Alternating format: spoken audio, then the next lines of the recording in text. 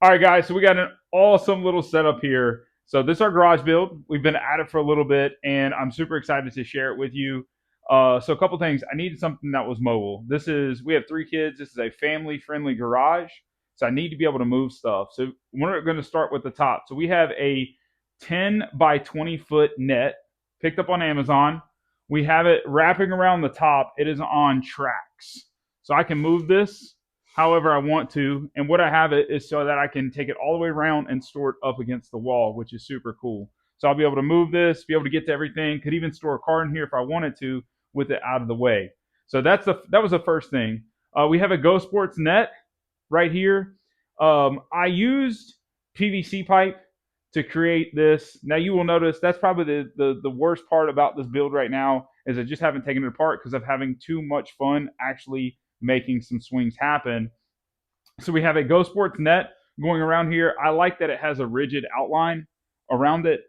That's what I wanted. So with that, I'm able to use these bungee ties and to pull it tight to the PVC pipe. So it's kind of one of the things I wanted to do is make sure I was able to pull it tight.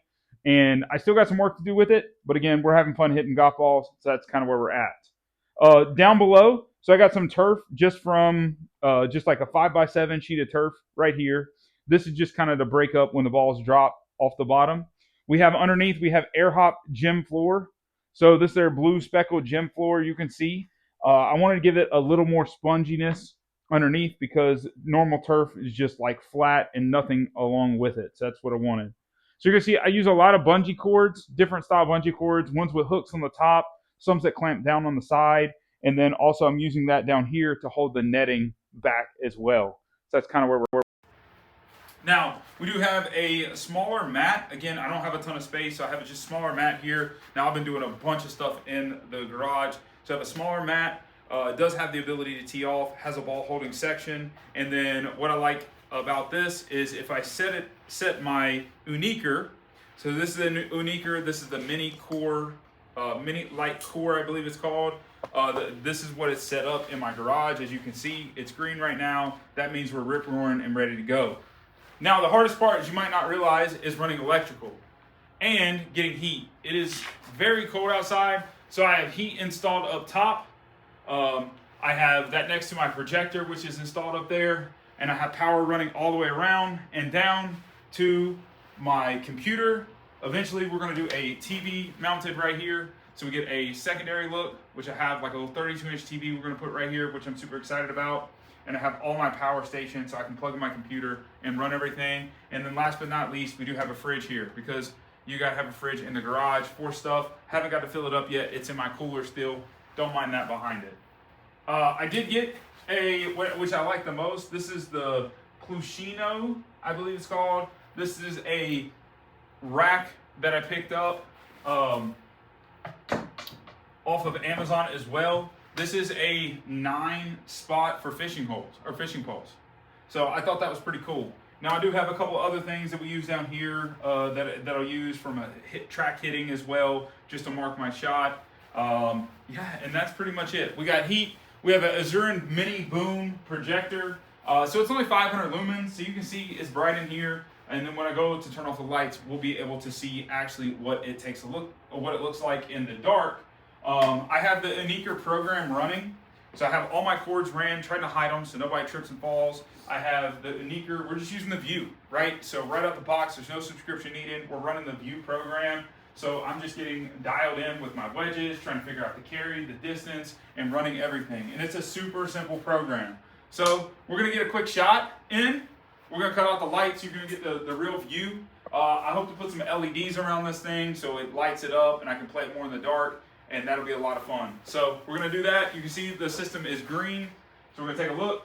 And I know it's not a great view right now. You probably got the lights out. But when this is green, it shows that the shot is ready. So we're ready to go. Now, I haven't hit one yet. We just got this fired up for you guys. So let's take a look here and see what we are working with.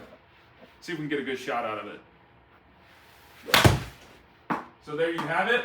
Oh, didn't hit it too good, but it was straight.